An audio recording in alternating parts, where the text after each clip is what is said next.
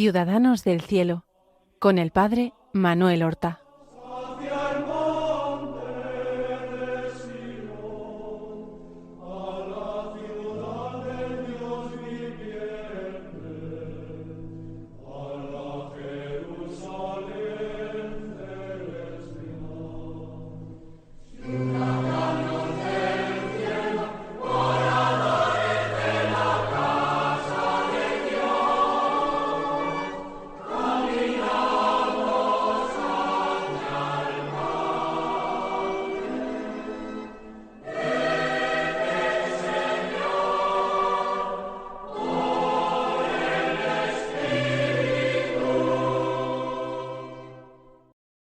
Muy buenos días, queridos amigos. Damos comienzo aquí a una nueva emisión del programa Ciudadanos del Cielo. Y nosotros vamos a hablar de un santo que vivió y murió en el siglo XVIII. Su vida transcurre sobre todo en los dos primeros tercios del siglo XVIII, que fue religioso y sacerdote, y lo que es más singular y hace su vida particularmente extraña, singular, es la cantidad de milagros portentosos que realizó en su vida, y por supuesto después de su muerte, lo que llevaron a una beatificación y a una canonización en relativamente poco tiempo. Estoy hablando de San Pompilio María Pirrotti, que en su bautismo recibió el nombre de Domingo y fue llamado Domingo, pero en la vida religiosa él se lo quiso cambiar el nombre de Domingo por Pompilio, porque había tenido un hermano suyo que había ingresado en el seminario para hacerse sacerdote, y siendo seminarista y con fama de ser muy fervoroso, había muerto, y ese hermano suyo se llamaba, por su bautismo, Pompilio. De tal manera que él, ya muerto su hermano, cuando se hizo religioso, mudó su nombre de Domingo por el de Pompilio María. Sobre todo es conocido en los ambientes escolapios, porque él fue precisamente religioso y sacerdote de la congregación fundada por el español San José María de Calasanz, las escuelas pías, los escolapios.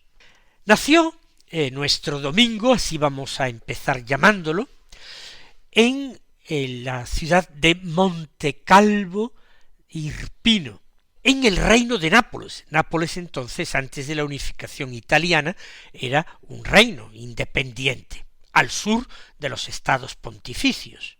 Allí, en la región de Irpino, vivía una familia noble, acaudalada.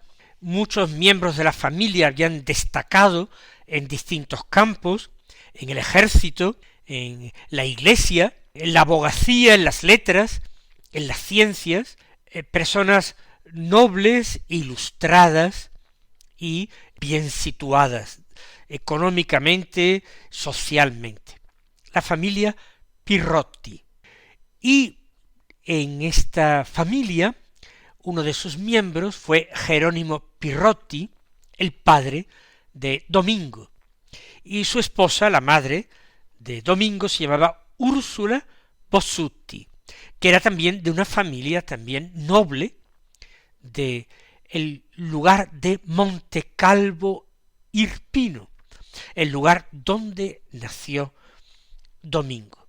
Pompilio, o Domingo, fue el sexto de los 11 hijos que tuvo el matrimonio, y nació el día del Arcángel San Miguel, el 29 de septiembre del año 1710.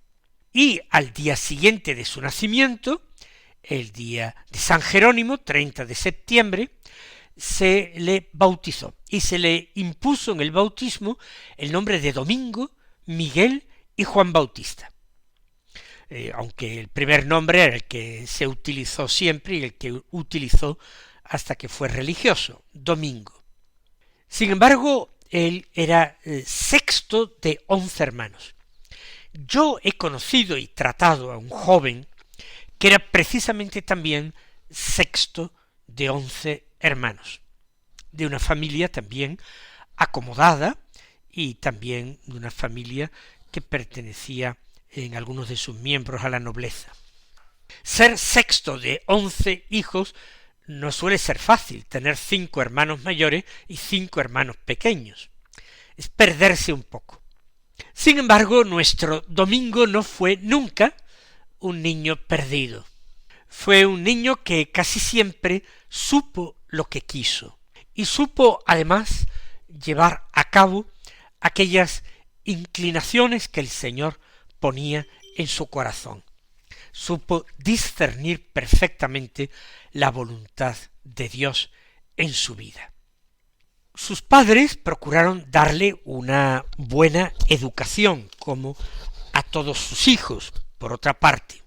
Y cuando él empezó los estudios, procuraron principalmente la formación en casa con preceptores.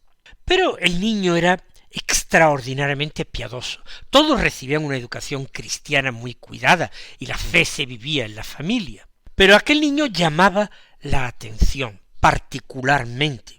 Cuando casi todos los niños a esas primeras edades se entregan a juegos, a agitaciones, él practicaba muchísimo la caridad con los pobres. Atraía a otros niños de su edad y los animaba también a ser generosos como él, a dar limosna, a hacer buenas obras. Les invitaba a no ser perezosos, a practicar penitencia, a ser obedientes. Era un niño que particularmente rezaba mucho y era sobre todo devotísimo de la Virgen María. Él siempre llamó a la Santísima Virgen la Mamma Bella, la bella madre, la hermosa madre, y en su edad adulta también, pero desde pequeño así la llamó, mi bella madre, mi hermosa madre. Y fue también, como cualquier santo, además de María, devoto de la Eucaristía, recibiéndolo pues a una edad temprana con profundísima devoción. En su casa había un cuadro un tanto arrinconado, oscurecido, con la pátina del tiempo, muy ennegrecido, pero era un cuadro de la Virgen. Y él por su cuenta mandó restaurar el cuadro, limpiarlo y colocarlo en un sitio mejor. Era un cuadro de Nuestra Señora de la Abundancia, que los antepasados suyos habían tenido como devoción familiar, como abogada de la familia.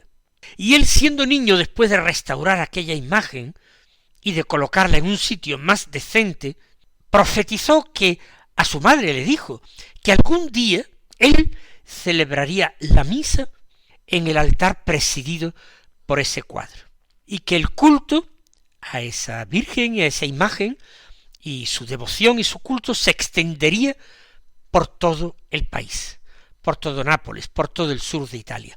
Y fue realmente un anuncio profético, porque así fue, gracias a él y a esa devoción suya.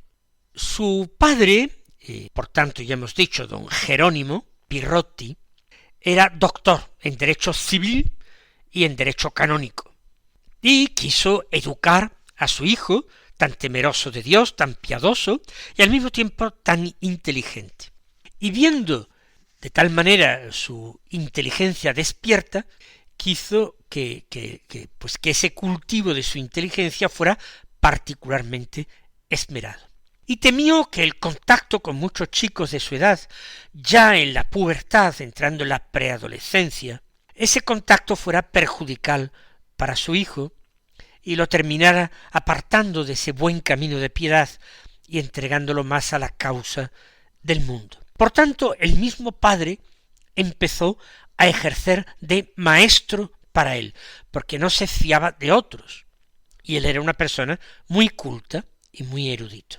Lo que pasa es que Domingo terminó enfermando y tuvo que dejar esa preparación. de hecho terminaría encargando a su hijo Domingo la dirección de los asuntos y de los negocios de la familia, porque lo encontraba el más preparado de todos sus hijos para esto. Por otra parte, algunos hermanos mayores de Domingo habían seguido ya su propia vocación. De hecho, de los 11 hermanos, 3 de ellos se hicieron religiosos, un hermano suyo se hizo sacerdote diocesano, llegó a ser canónigo, y una hermana religiosa, también el hermano que murió siendo seminarista. Todo eso indica el nivel de religiosidad de la familia. Otros hermanos suyos se casaron y tuvieron hijos y continuaron heredando los bienes y los títulos de la familia. Pero nuestro Domingo ya se había aficionado a los libros, al estudio, y mantenía una vida de oración y de prácticas religiosas y devotas muy intensa. Y eso no quería abandonarlo para entregarse solamente a los negocios mundanos. Él quería estudiar y él quería ser de Dios, más de Dios de alguna manera. Por eso él mantenía esa devoción tierna por su hermosa madre, por su bella madre, y un día fue al convento, monasterio de San Antonio de los franciscanos, de una reforma de los franciscanos que había en Montecalvo. Y allí, que iba muy a menudo, pues se confesaba y oraba ante el sagrario pidiendo al Señor que iluminara su alma y le diera luces para discernir lo que Dios quería de él. En un tiempo él se dirigió espiritualmente con un padre agustino. Y finalmente, en la Cuaresma del año 1726, él tenía 15 años, porque había nacido en 1710, pero si recuerdan el día de San Miguel Arcángel, el 29 de septiembre. Por tanto, tenía en aquella Cuaresma 15 años. Vino un predicador escolapio a Montecalvo, a su pueblo, a su ciudad, el padre José María de la Pasión, a quien le llamaban sus compañeros escolapios el filósofo, porque era rector de un colegio de los escolapios en Benevento, y fue simplemente como predicador cuaresmal a Montecalvo. Era un hombre de muchos estudios, de mucha cultura. Domingo acudió a sus sermones, y después de escuchar varios de sus sermones, pidió hablar con él y le abrió su corazón y le dijo, de buenas a primeras, que quería hacerse religioso escolapio. Cuando el padre de Domingo, don Jerónimo, se enteró, a pesar de que era un hombre piadoso y que varios de sus hijos ya habían tirado para el seminario o para un noviciado, quiso disuadir a su hijo de este propósito, porque lo veía del más inteligente, muy despierto, y pensaba que él se tenía que seguir ocupando de los asuntos de la familia, y que realmente daría mucha honra a la familia tenerlo a él al frente de la familia. El hijo Domingo, con solo 15 años, que había decidido su vocación así, en contacto con este padre, José María de la Pasión, pues obedeció en primer lugar y esperó algunos meses, y ya con 16 años, pues escribió una carta a sus padres pidiéndoles perdón, pero que se sentía urgido por el Señor a seguir lo que el Señor le mostraba, su vocación. Y, dejando esa carta, se marchó de su casa sin que lo advirtieran sus padres y se fue a Benevento, al convento de Escolapios de Benevento, donde era fraile José María de la Pasión, el padre José María de la Pasión. Cuando el padre pues ya leyó la carta, pues inmediatamente se fue detrás de él a Benevento.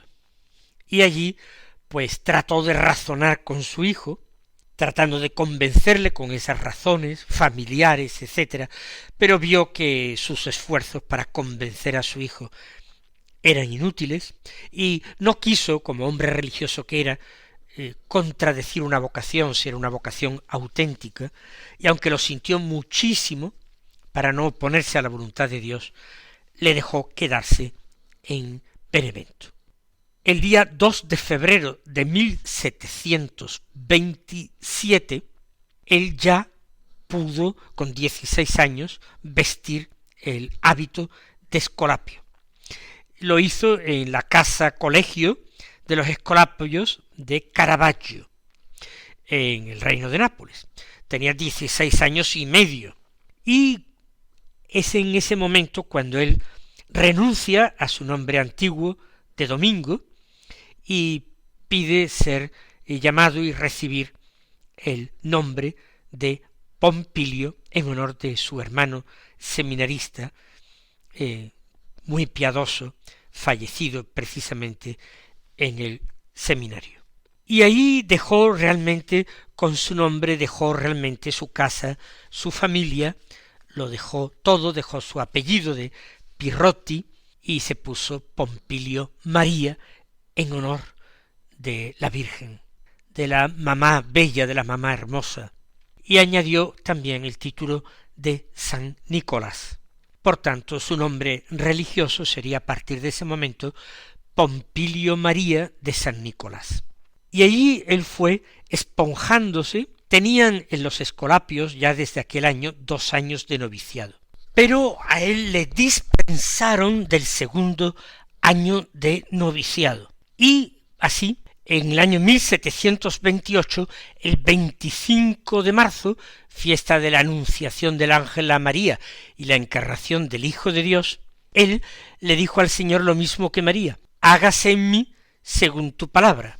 Es decir, pronunció sus votos de pobreza, castidad y obediencia, y fue ya a todos los efectos religioso. Y el primer destino que recibió fue a Chieti.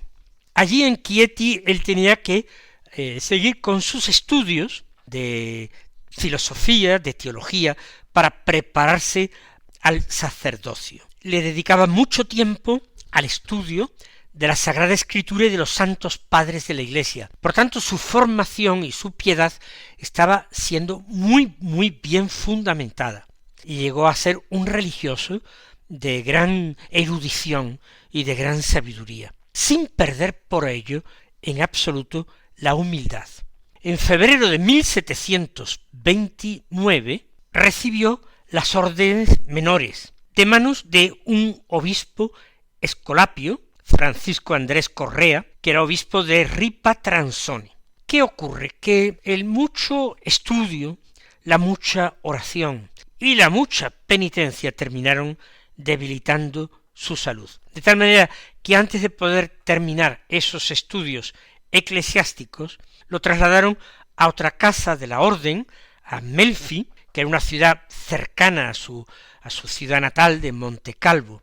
Y allí en esa ciudad de Melfi terminó ganándose la confianza, el aprecio de su obispo, Monseñor de Leone, y de muchos habitantes de Melfi. Y de tal manera que cuando él terminó recuperando la salud y se fortaleció y debía volver a Chieti, tanto el obispo como muchos ciudadanos notables de Melfi se opusieron a que regresara a Chieti. Y al final, pues, los superiores de la orden le permitieron seguir en Melfi hasta terminar sus estudios en el año 1733. Nuestro santo en aquel tiempo tenía ya la edad de 23 años. El sacerdocio ya lo tenía más cerca, pero antes fue enviado ya a comenzar a ejercer los ministerios propios de un religioso de las escuelas pías. Fue enviado a la ciudad de Turi, y allí, en un colegio escolapio, dio clases a los alumnos de retórica. Y sus clases, que las impartía parece que muy bien, y la santidad de su vida, que enseguida traslució a mucha gente, tanto otros religiosos, compañeros de comunidad, como seglares, alumnos, pues ya llamaron la atención Recibió poco después las órdenes del subdiaconado y diaconado. Era el camino que antes se seguía hasta el presbiterado o sacerdocio. Y finalmente, el 20 de marzo de 1734, él fue ordenado sacerdote. Fue uno de los días más felices de su existencia, y realmente ya la orden de las escuelas pías tenía entre sus miembros a alguien cuya santidad sería reconocida en el futuro. Como padre Escolapio estuvo destinado en distintos lugares. Parece que todo lo hacía bien, trabajaba muy bien con los más pequeños, se tomaba en serio las palabras de Jesús, dejad que los niños se acerquen a mí, y él pues les instruía en la religión, hablaba bien, hablaba con mucha claridad, tenía muchos conocimientos, como ya hemos dicho, una gran formación, y por tanto hacía las clases interesantes, y era un maestro reputado. Por otra parte, a los 24 años fue nombrado prefecto de las escuelas de la Congregación de la Buena Muerte y maestro de novicios, y eso que era muy joven. Es en esta época cuando comenzaron a suceder cosas extraordinarias. Nuestro Pompilio María pues realizó hechos que la gente reconocía como milagrosos. Por ejemplo, muchos niños y niñas acudían a él para recibir estampas religiosas, medallas, rosarios que él mismo se encargaba de fabricar y de engarzar.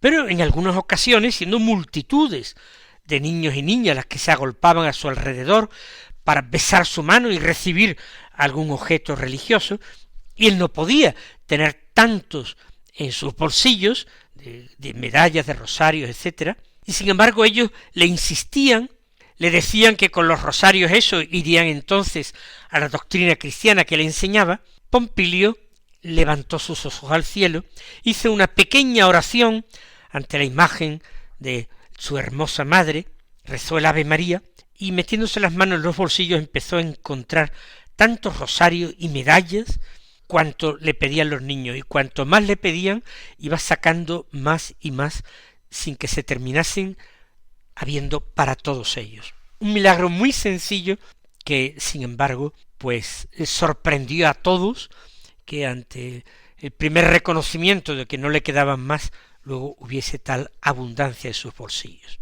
La próxima semana, si Dios quiere, mis queridos hermanos, continuaremos con esta vida de San Pompilio María. Hasta entonces, recibid la bendición del Señor.